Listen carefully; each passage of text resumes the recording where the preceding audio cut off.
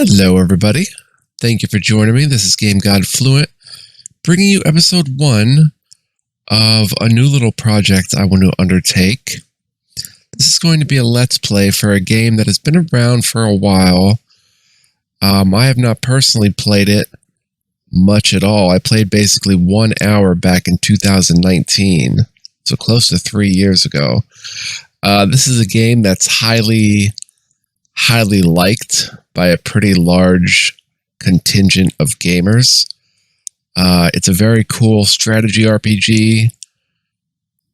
We're playing Battle Brothers with all the DLC. So I managed to get all the DLC for the game, and we're playing it blind, by the way. Like I said, I played 1 hour. I don't even remember if I got into a battle in that 1 hour. I was just checking out the option screens and stuff. So I've never actually been in a battle, so we're doing this all blind. We're going to play it together and learn it together. So I hope you join me for this journey, whether you're a Battle Brothers veteran, grizzled, or you're a newbie like me. I hope you enjoy. So let's go ahead and double click and see what happens. Oh, you get a comic. Let's go ahead and play Battle Brothers. I've always wanted to get into this. I just never found the right time, and I'm sitting here or laying here and kind of thinking like, well, I don't really feel like playing too much at the moment. Now's a good time to try this out. So here we are.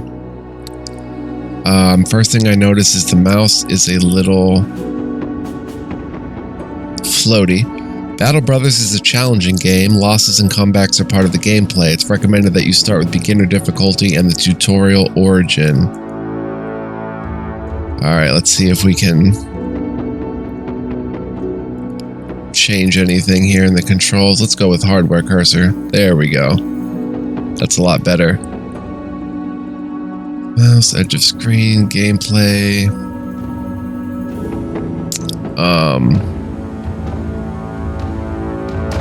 That's all fine. Alright, so let's go ahead and do a new campaign, it looks like. And I guess we're going to do the tutorial first. Choose how your company starts out in the world. Depending on your choice, you'll start with different men, equipment, resources, and special rules. Interesting.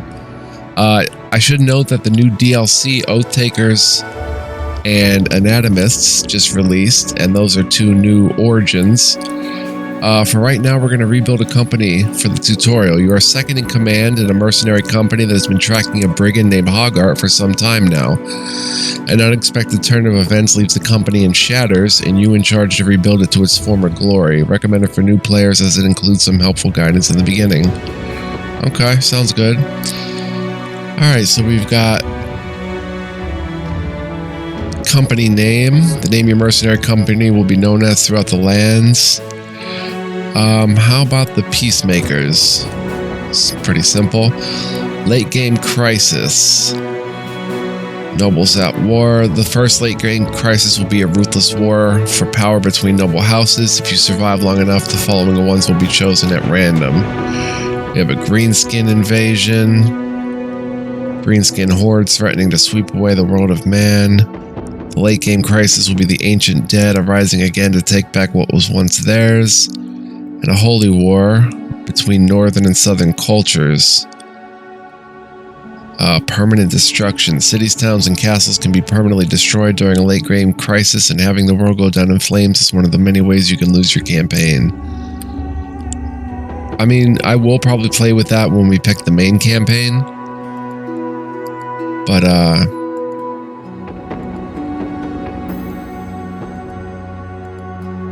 wow, lots of cool flags. Let's actually go with this one.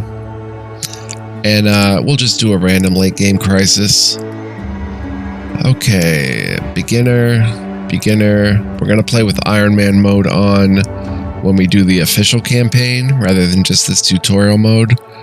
It disables manual saving. Only a single save will exist for the company, and the game is automatically saved during the game and on exiting it. Losing the whole company means losing the save. Recommended for the best experience once you've learned the game. Starting funds, I guess we'll go high. because that's what it's defaulted to. Map seed, unexplored map, an optional way to play the game where the map is entirely unexplored and not visible to you at the start of your campaign. You'll have to discover everything on your own, which makes your campaign more difficulty, but potentially also more exciting. That's pretty cool. This looks good, but again, we'll do the Iron Man mode. Well, we could turn it on now. But this isn't going to be our official campaign. This is just going to be... Oh, that's the DLC installed down here. This is just going to be our tutorial campaign. So let's go ahead and start. Different backgrounds may unlock different additional options at handling events and contracts. Yeah, I'm a total noob to this. I never got this far. I don't know what I did for 59 minutes. The last battle, it all went wrong. 2 days ago, the company was hired to track down Hogarth the Weasel and his band of raiders, but it was them who found you first, in ambush. Some joke about horses, cut short by an arrow to the throat. Arrows shooting in from everywhere and nowhere. Men holler and scream a great volume before death. As the hail subsides, you draw your weapon with the rest of the men only to collapse to your knees. An arrow has punctured your side. You shout in pain. A harried glance sees the men charge without you to make a valiant last stand, met in force as steel clashes with steel. You meet eyes with the captain, a last nod before his throat is cut. You're left in command now, but few men remain. Trembling in pain, you lean on your sword, and with all the will you can muster, slowly rise again. To the end. Alright, we're already in a battle.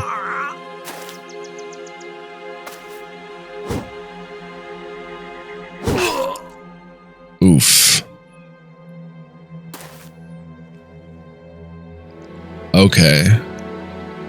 Friggin' Thug is confident. This is Lionheart acting right now.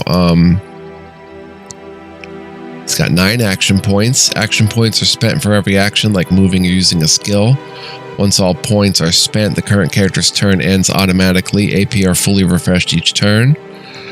He's got 0 fatigue. Fatigue is gained for every action, like moving or using skills, and when being hit in combat or dodging in melee. If it is reduced at a fixed rate of 15 each turn, or as much as necessary for a character to start every turn with 15 less than its maximum fatigue. If a character accumulates too much fatigue, they may need to rest a turn, i.e. do nothing, before being able to use more specialized skills again. Morale is one of 5 states and represents the mental condition of combatants and their effectiveness in battle. At the lowest state, fleeing, a character will be outside your control, although they may eventually rally again. Morale changes as the battle unfolds, with characters that have high resolve less likely to fall to low morale states. Many of your opponents are affected by morale as well. Morale checks trigger on these occasions: killing an enemy, seeing an enemy be killed, seeing an ally be killed, seeing an ally flee, being hit for more than 15 damage to hit points, being engaged by more than one opponent, and using certain skills like rally. Here we have head armor, protects surprisingly the head, which is harder to hit than the body, but more vulnerable to damage.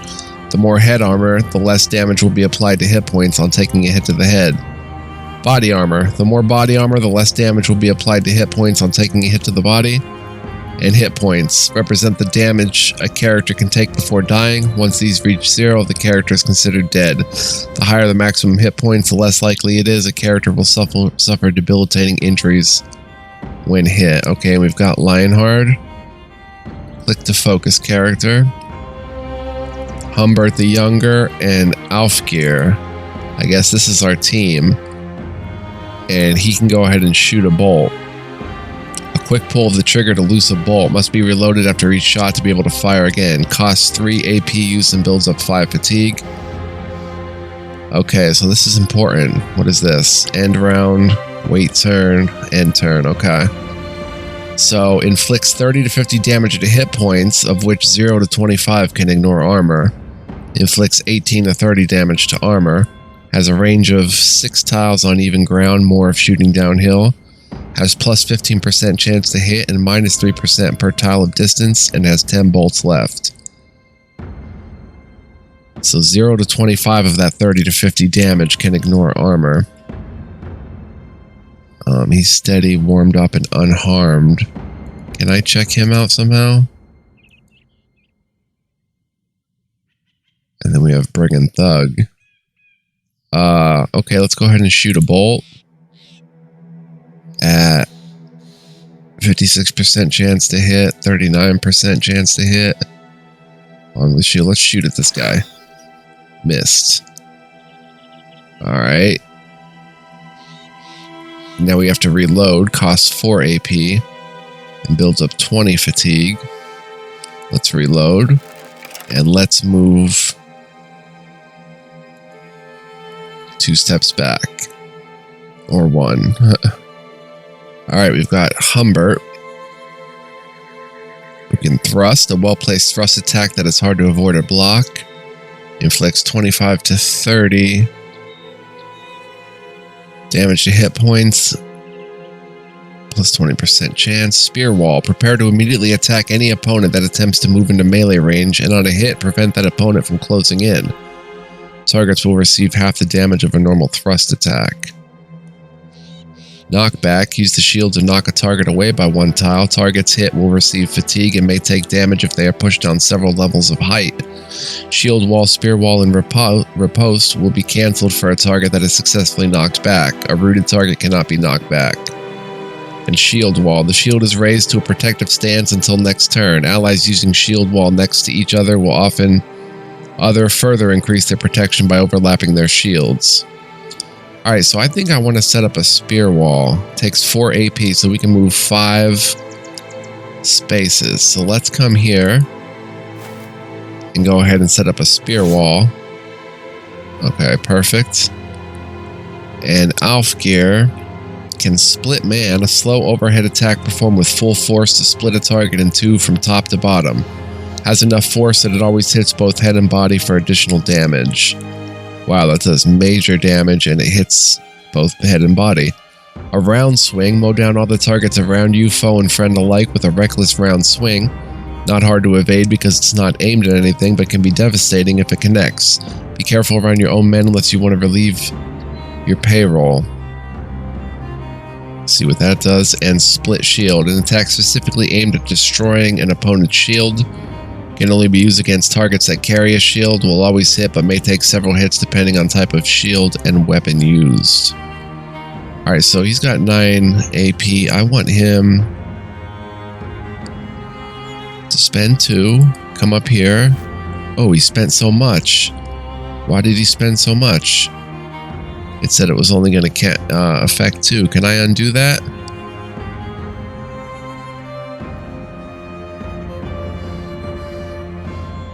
Dang. I really messed up there. Alright. In turn. Let's see what happens. Oh, completely missed the spear wall. Yikes.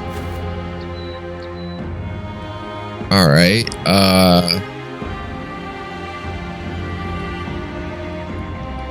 Go ahead and round swing. Bring in Thug. He's wounded and he's wounded. And go ahead and move back here. Oh, what happened? He dead. Or he's wavering. He's got 7 hit points left. Let's go ahead and shoot a bolt. At 10% chance to hit, 13. Okay, that's not good.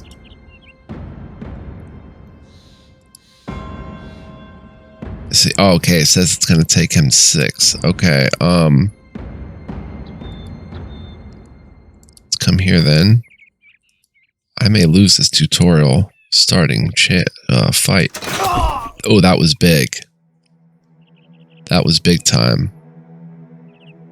That was big time. He can't reload, but he can take a step back. Now with the shield or the spear, we can come here and thrust. Okay, what's wrong with Alfgeir? He's got 1 HP remaining. We're not getting a shot through there anyway, but go ahead and reload. 12% chance to hit. I may hit my own guys, so I'm just gonna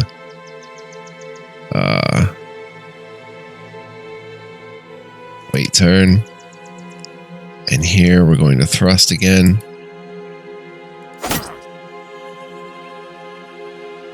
And he's just wounded. He's not even that hurt. Let's go ahead and thrust him again. Oh, he's near death now. Off gear. His morale is breaking. He's got 1 hit point. Split man, only 45% chance to hit. Oh, it's all we've got, so go for it. Got him. We did it. Unreal.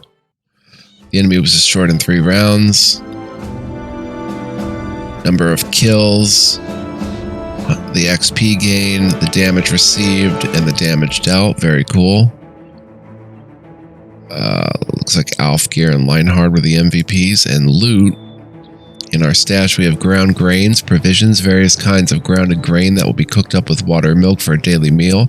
It's satiating but tasteless. Will spoil in 1 day. We have bandages, clean bandages that can be used in combat to apply pressure to bleeding wounds and stop any hemorrhaging. Carried in bag. I did not know that. We could use that. Usable in combat. And now we pick up a short sword. A short raw iron sword with some dents and notches, easy to wield in 1 hand. Right click. We've got a 72% a pointy dagger made for close quarter combat, worth 130. Very nice. We've got a wooden shield, a round wooden shield worth 100. And a buckler, a small but sturdy shield gripped in the fist, offers poor protection against ranged attacks but can be useful in deflecting blows in melee. Okay. So we took everything. Statistics are good. Let's leave. The aftermath. You're alive. You won. The adrenaline fades, and in its wake you can't help but sink back to the ground. Gritting your teeth, you snap the arrow's shaft. Your chest heaves, pain for breath. Everything blurs. The company has been devastated, cut down to but a few men, and that bastard Hoggart did justice to his name, fleeing like the weasel he is. What now, Captain? A voice from behind says. It's Alfgeir, who sits down beside you, bedding his bloodied axe on his legs. You turn to him to reply, but before you can answer, he continues. Bernhard's dead. They slit his throat. He was a good man and a damn good leader, but all of it took was one mistake. That makes you the one in charge now, don't it? Lionheart joins the two of you, still breathing heavily. Then Humbert the Younger. Save the ceremonies and anointments for another day. Let's give the men a good burial and return to Hermanschaff to collect our pay. The Weasel's men are slain, after all. Besides, Captain, we ought to see to that wound before we lose you, too. Wouldn't want to leave Lionheart in charge, right? So be it. Or Leonhard. Okay, objective, return to Hermanschaff to get paid. Is that here? That is an orchard. And right now we're paused. Hermanschaff. Okay. So do I double click? Let's unpause it. Okay, I've clicked. And I guess we're coming down here. Small farming village living mostly off the surrounding fertile lands. There's a temple. Relations are neutral. Return to Hermanschaff. What a sorry display it must be for the onlookers as you arrive in Hermanschaff. 4 bloodied and beaten mercenaries down on their luck. The man who hired the company days ago, Engelbert of Hermanschaff, no doubt expected you to return in a more glorious fashion. Still, he welcomes you to his house and offers bread and wine while a servant fetches a healer. Few words are exchanged except for the occasional grunt and wheeze of an elderly man with shaky hands tends your wounds. A pin pierces your skin, the first of many stitches to come. You grit your teeth till you think you hear one break. Engelbert of Hermanschaff sits beside you and asks you if you took care of Hoggart. You shake your head. We killed his men, but the weasel eluded our blades in the end. The healer waves around a glowing fire poke, suggesting he wants to push it into your wound. You nod and he does so. For a moment, that's all there is. You're not a man, but a pinch of fire, flesh from flame, a golem of pain. Engelbert of Hermanschaff hands you a goblet of wine. You did well, sellsword. The brigands have been removed, though it is a shame that Hoggart still lives. We expect to get paid for this. Engelbert of Hermanschaff gasps. Well, naturally, 400 crowns as we agreed upon. He gestures toward a servant who rushes to your side with a pay in hand. I wonder, may I make use of your services one more time? I'd very much like to end the headache that is Hoggart once and for all, and I would pay you again, of course, another 400 crowns, shall we say? Alfgeir scoffs and turns to drink more wine, but Humbert the younger starts to speak. Yes, the company is in ruin, but we will rebuild it. Without the peacemakers, Alfgeir would drink the crowns away and end up begging on the streets. And Lionheart, by the guards we know he'd go chasing the women folk until one stove his rotted head in. We need the peacemakers, it's all we have. What say you, Captain?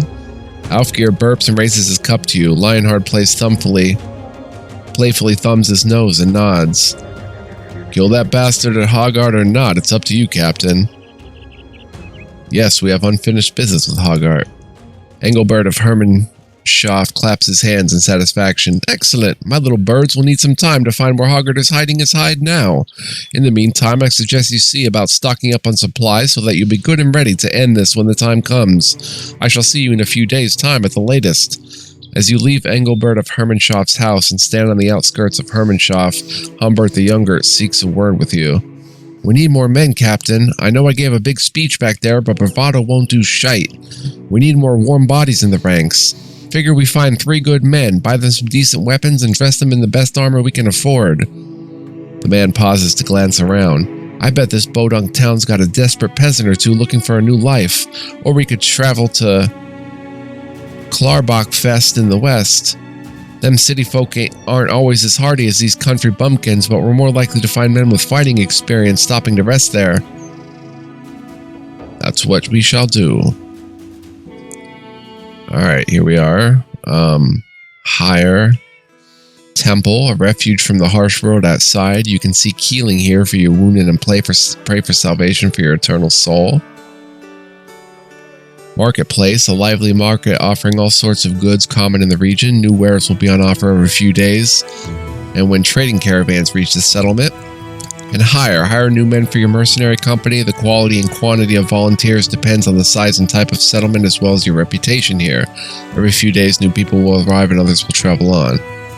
We've got 2,900 crowns, the amount of coin your mercenary company has, used to pay every man daily at noon as well as to hire new people and purchase equipment.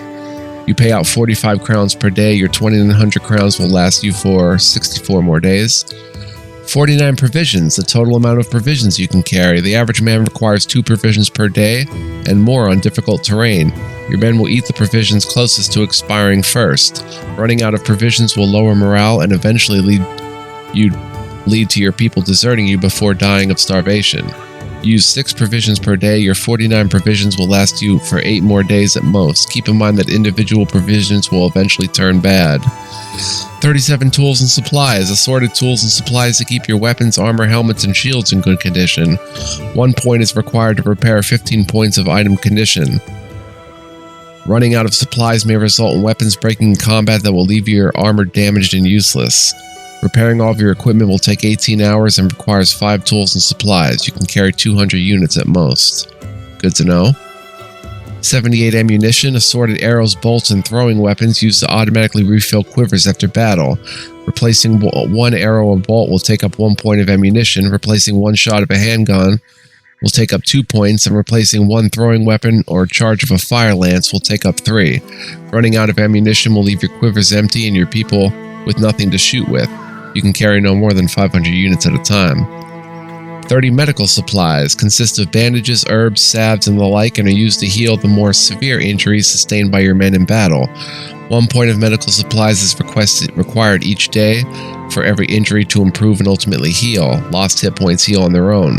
Running out of medical supplies will leave your men unable to recover from serious injuries. You can carry 150 of these. And our roster. Show the roster of the fighting force of your mercenary company, 3 out of 20. And here are our 3. Okay, so we've got Humbert the Younger with the company from the very beginning, took part in 1 battle. He's level 1, and he's dissatisfied in the fighting line. We've got Alfgeir, with the company from the very beginning, took part in one battle, has 1 kill. The most powerful opponent he vanquished was a brigand thug. He's dissatisfied, has light wounds that'll take 3 days to heal. And Lionheart is dissatisfied. So I can probably start, let's see.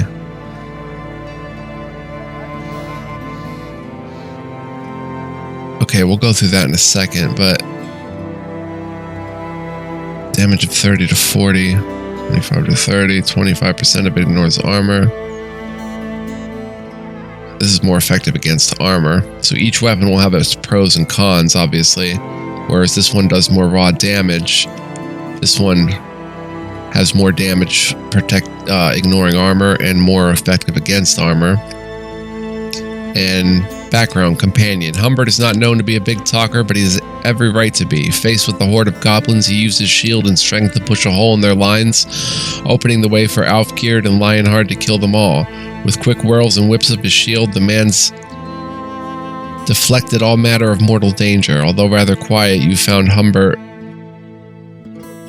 place in a shield wall to be rather indispensable. In his traits, Iron Lungs, this character will rarely run out of breath, whether swinging a heavy weapon or running across the battlefield. +3 fatigue recovery per turn. And he's dissatisfied, not uncommon for someone living the hardships of mercenary life. This character isn't quite satisfied and is hoping for things to improve. Can only have steady morale or worse. Plus win a battle, minus lost most of the company, okay.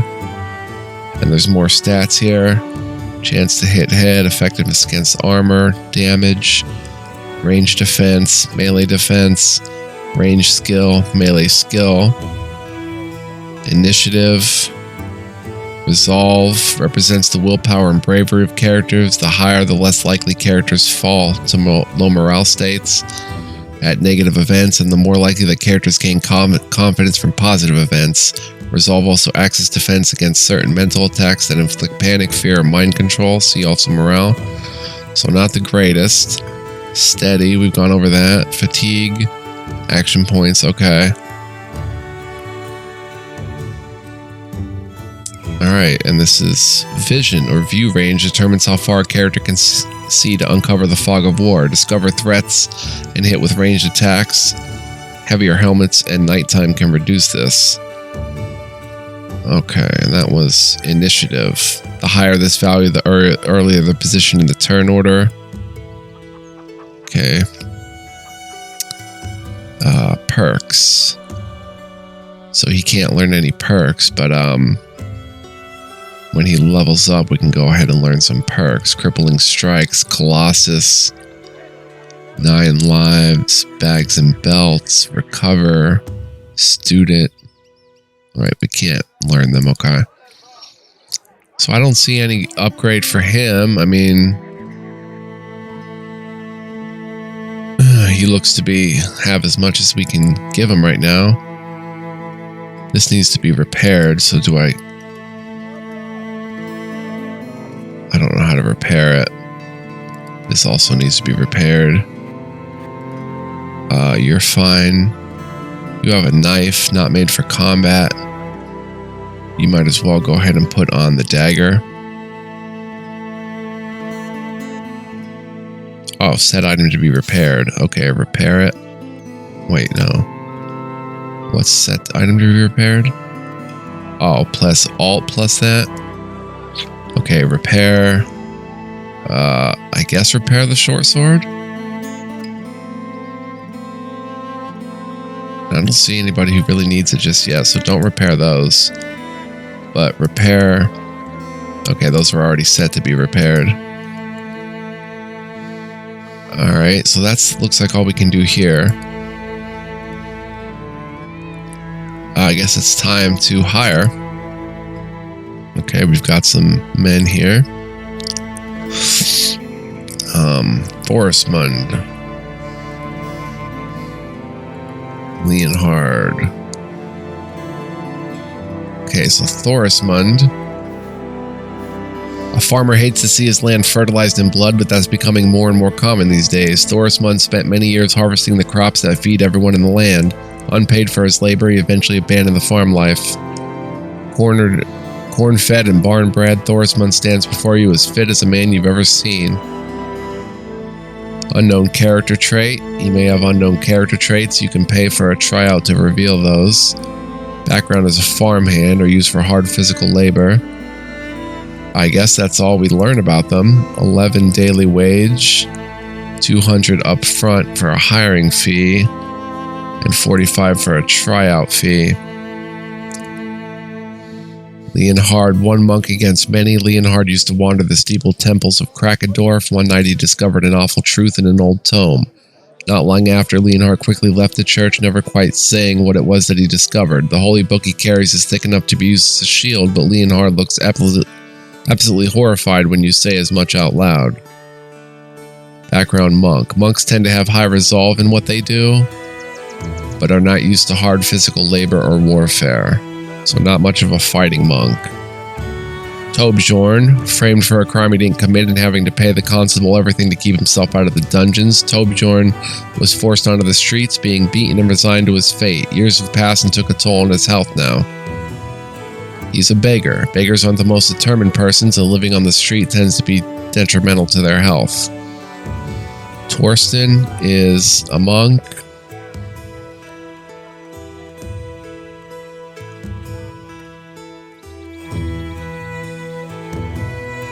Wendell is a farmhand.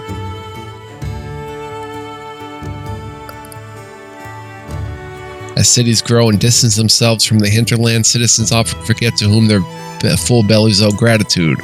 Wendell fell into farming after his boating business went under. Unfortunately, it didn't take war and turmoil long to find his farm. Wendell is big enough to wring a guy's neck like it was a cow udder. I say we hire Thorismund. What would try out to reveal his character traits, as any? Sure. Alright, his character traits are short-sighted. Is that a tree or an orc over there? This character is short-sighted and cannot see far. And gluttonous. Tasty, let's have another one. Better bring extra provisions when traveling with this character and expect them to leave fast if you ever run out of provisions entirely. Okay, now let's check out Wendell.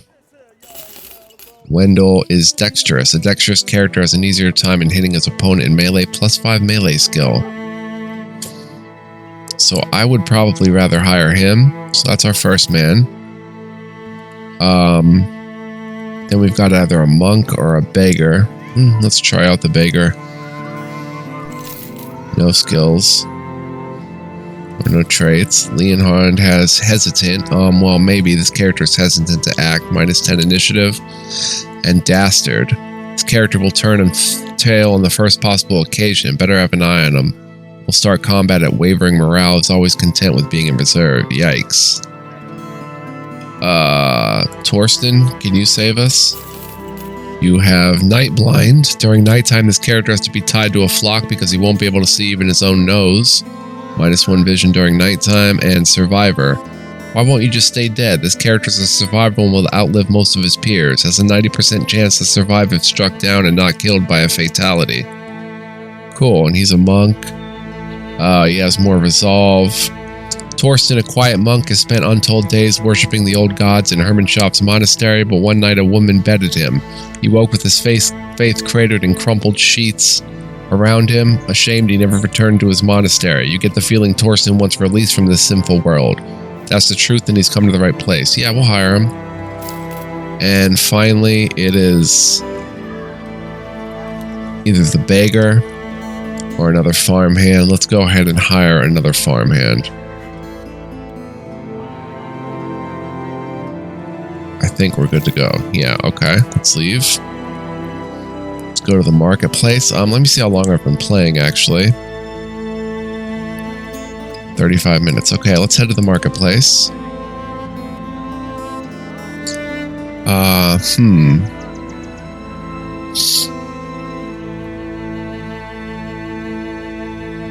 So we've got dried fruits for provisions,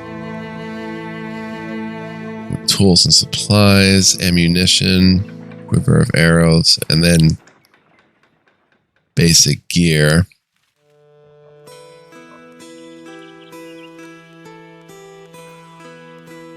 Okay, Okay, so beggars can't really be choosers here.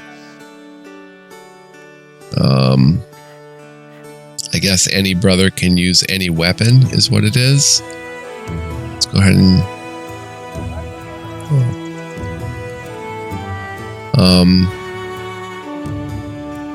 we can use the shield and the buckler, I guess. Hatchet will come in handy. Pitchfork will come in handy, I imagine. Range of 2 tiles. Yeah, we can have one bro with a pitchfork, one with a hatchet. Oh, there was better, like a hooked blade. Damage 40 to 70, damage 30 to 50. But that's really effective against armor.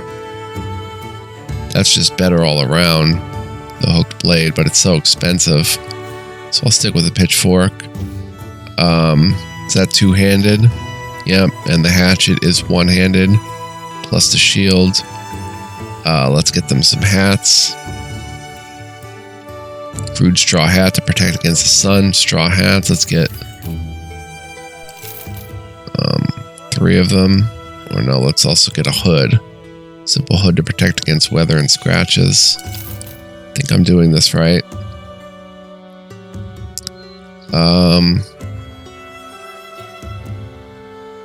I guess just buy the sackcloth, better than running naked. The linen tunic, a simple cloth tunic, fashionable but offering little in protection. And the sackcloth. And let's read the pitchfork. An agricultural tool with a long handle and thick pointed tines used to lift and pitch straw. As an improvised weapon, it can be used to keep an opponent at bay, but it won't inflict the deadliest of injuries and will perform poorly against armor. Crude axe with a short staff and an iron head. Can I give the monk a bow?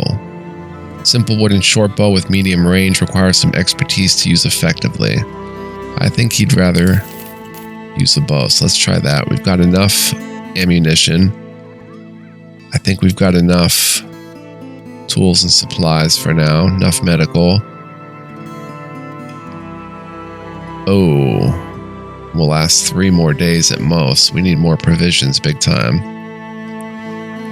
So let's see here. This will spoil in 12 days. These are spoiled in 10 days. Smoked ham. There are many ways to preserve food. This piece of ham has been treated in a smoking hut. Oh, it's worth 95 provisions? Or what? 25 provisions.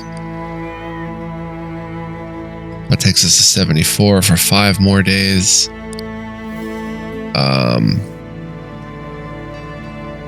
These are worth 25? Yep. Very cheap.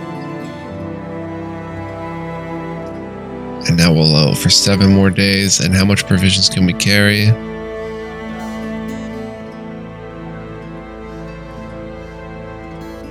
Let's buy 1 thing of dried fruits. 124. So that should be everything we need, I think. Let's go ahead and try it out.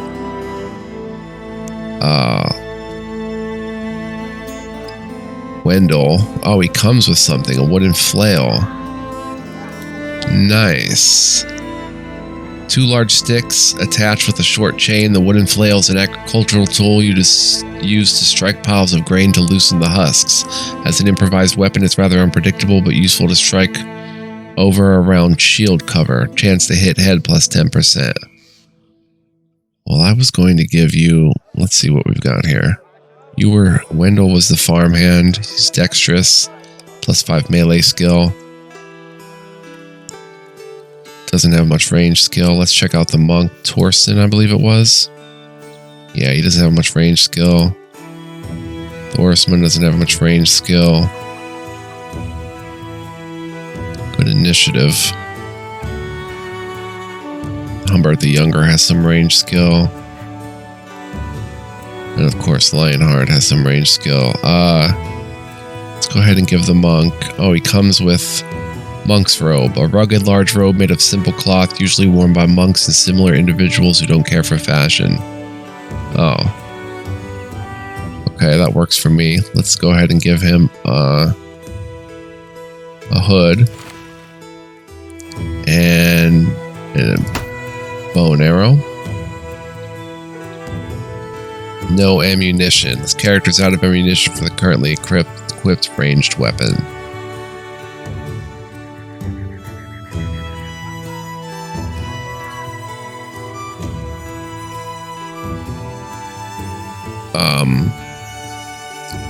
Do I have to buy an actual quiver? Because we have ammunition.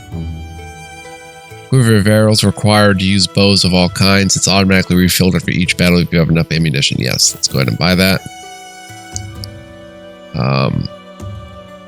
Give you that. Cool. Thoris Mund, you've got the flail, but how about we give you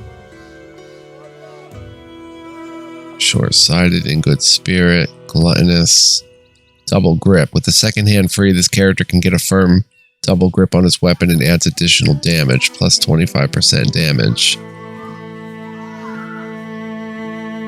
And he has flail, flailing at an opponent, somewhat unpredictable in damage, but able to strike over around shield cover. And lash, aim for an opponent's head, somewhat unpredictable in damage, but able to strike over or around shield cover with a bit of luck.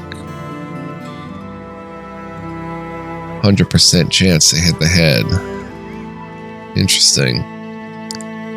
I was going to give him like something else. You have a spear.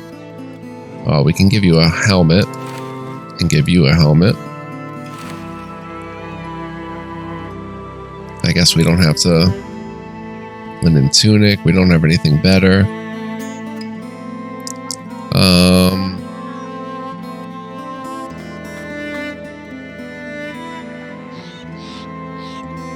The damage is only 10 to 25 though.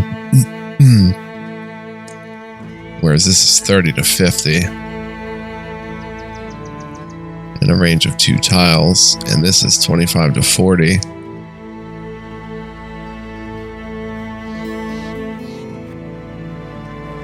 Thoris Mund can get a double grip. Wendell can get a double grip. And he has better melee, so let's go ahead and give him the better pitchfork item. His melee skill is pretty good at 61. 30% chance to hit head. He's pretty effective against armor. But has very poor defense. Who has actually good defense? Anybody? And it looks like you're double gripping. Determined. Don't worry, I got this. This character shows a formidable amount of self-confidence. We'll start combat at confident morale if permitted by mood. You've actually got some defense because you've got some quilted armor and a shield. That's Humbert the Younger.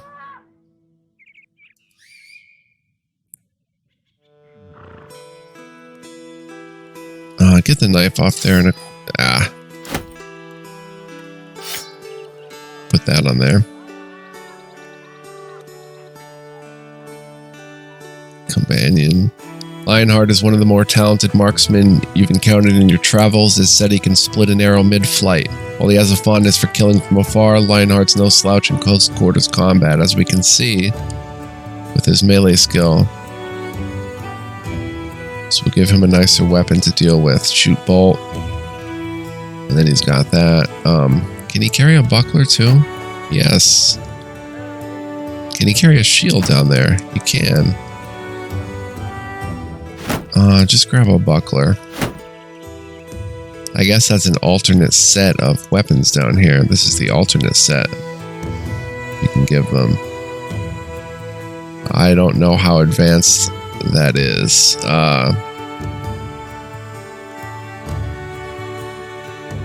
You know what? We'll give you a flail and let you double grip it, I guess. Or give you a shield. We've got a pitchfork bow, bow and arrow, flail and shield, spear and shield, militia spear, hatchet. Do I feel like I'm missing somebody? No.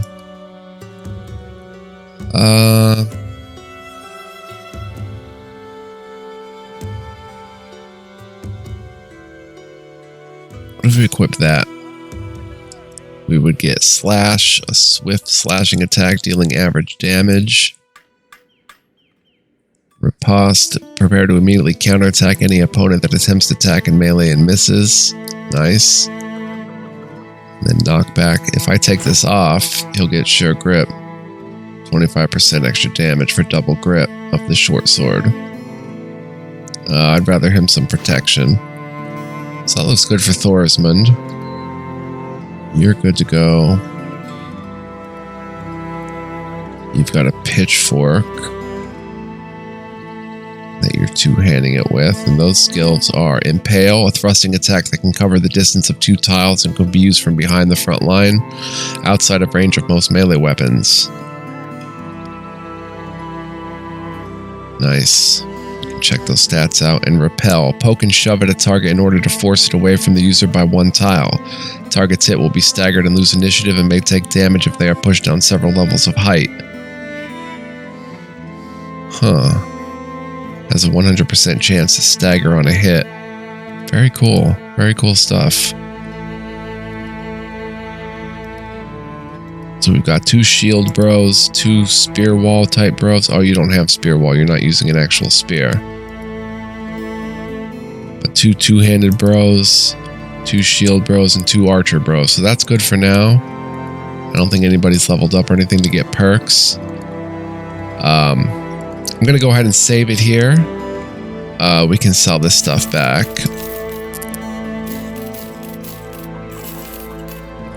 And say thank you guys for joining me. Hope you're enjoying thus far, this first episode. There's going to be more to come. So stick with me. I think we're paused. There we go. Visit Klarbach Fest, west of Hermanschaff. Buy weapons and armor for your men. Objectives. I don't know why it doesn't think we've done those yet, but maybe there's more. You have not been announced any ambition for your company to pursue. You'll be asked to do this as the game progresses. Okay, cool.